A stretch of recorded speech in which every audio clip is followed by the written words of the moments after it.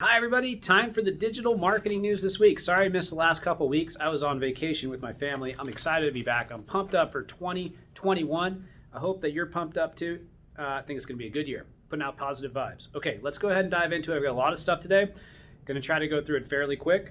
First thing is Facebook has revamped pages. So this is a big deal. Facebook came out, they decided they were going to revamp pages. Here's what they've done. So for starters, the new layout emphasizes the number of followers instead of the number of likes. So you can actually no longer see how many likes a page has received.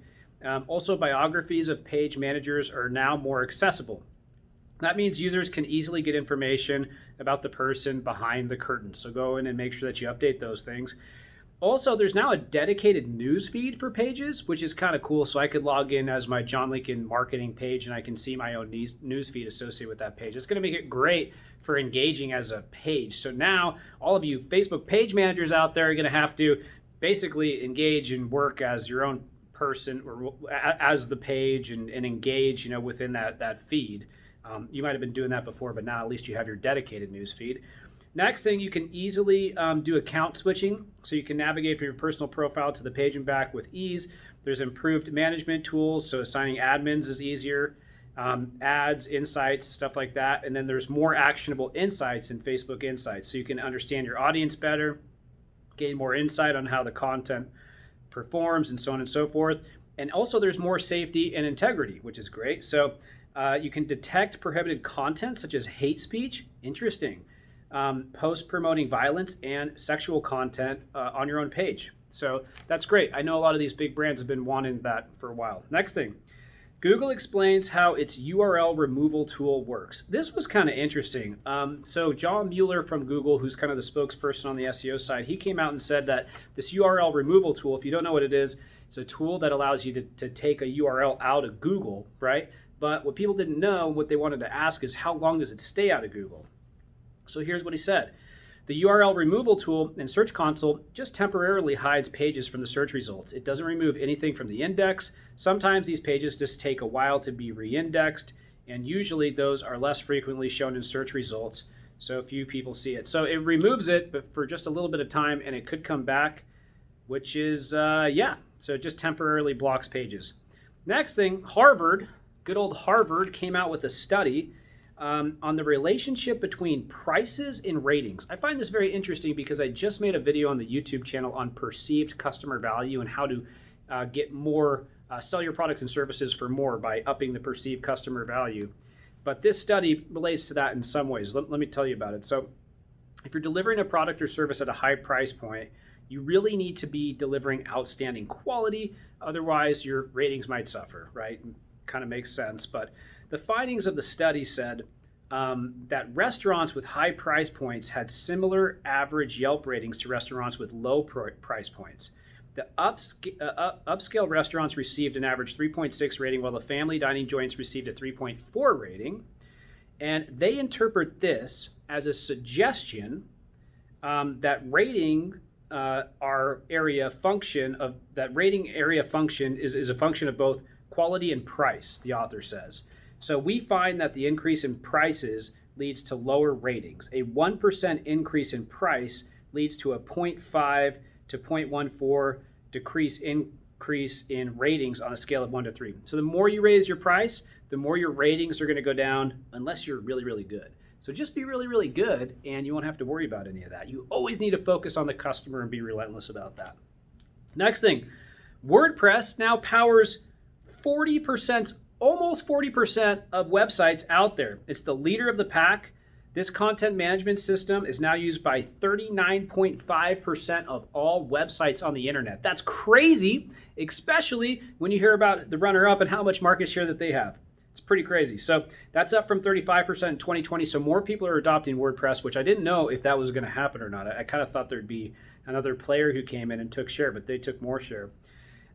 So if you count sites that only use a CMS, WordPress holds 64.1% of the market. That is amazing.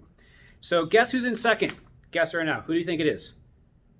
Shopify. Shopify, this business that came online and became $1 billion company over the last 5 years or so, is in second place with 3.2% market share. However, that says, but believe it or not, Shopify is not the most popular e-commerce platform on the planet. What do you think is the most popular e-commerce platform? It's not Shopify. Okay, what e-commerce platform does WordPress use? Trick question. Do you know what it is? Okay, it's WooCommerce. It's not a trick question. It's just a question.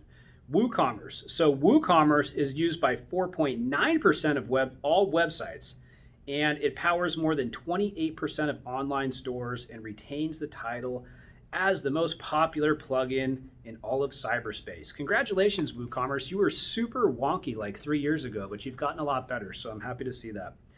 Next thing, this is maybe the biggest news of the week for you SEO people out there like myself.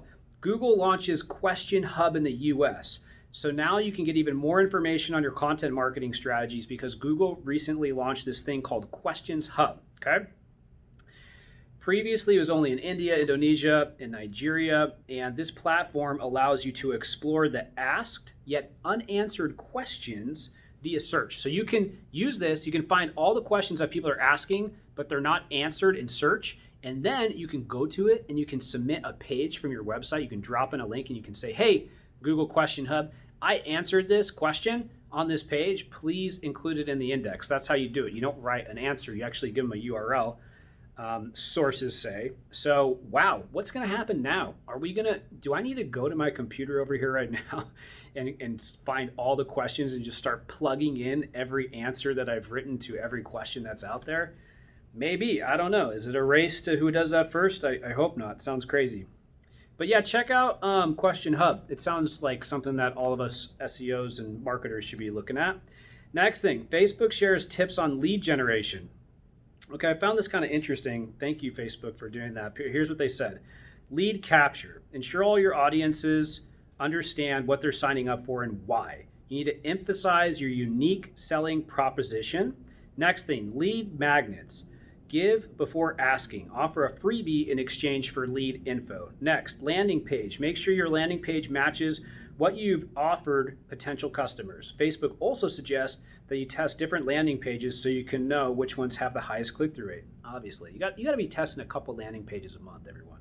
Next thing, lead scoring. I found this is interesting. They came out with this because there's upper funnel micro conversions, and then there's mid funnel, and there's lower funnel macro conversions. And they came out and said that you need to think about lead scoring. So create a lead scoring matrix. So if somebody's downloading your white paper, maybe that's a 1. But if somebody says request for quote and they put in a budget, that's a 5 if it's qualified. But that's what they talked about on the lead scoring side. And they also came out with a graphic showing what an ideal lead generation ad looks like. So that's cool. All right, a couple other things. Google Search Console follows redirects. Did you know that was the case? And they show the redirected page. And if you block the redirected page, it makes it so that you have an issue there, and it won't index either of the pages. So Google Search Console follows redirects. Google came out and said that recently. Next thing, the Apple iOS update is coming out soon. That's going to block all these Facebook ads from the extended network. So make sure you keep that in mind. Also, Chrome, Safari, and Firefox are going to be blocking third-party cookies soon. So keep an eye out for that. That could have a big impact on programmatic advertising. Chrome is the most recent one to be joining that. And you've got Core Web Vitals that are coming out in May. Core Web Vital update in May for Google. You need to make sure your site's super fast. It's passing all the Core Web Vital vitals, right? And then our marketer of the week was Sharon Cook, CMO of Federal Home Loan Bank for the new affordable housing program that they just launched. Super cool initiative. And then finally, we are doing our Rising Stars in Marketing Awards. I'm super pumped up about this. For all of you new marketers, it's your first 5 years in the business. You are a rising star. You're doing some awesome stuff. We want to give you credit here at Ignite Visibility. Go and tell us, or tell us about your friends, and apply on the website for our Rising Stars in Marketing Awards. We got some great prizes for you. That's it for the digital marketing news this week. Good to be back. Hope you're having a great day. Like, comment, subscribe. I love hearing from you and chatting with you online. See you next time. Bye.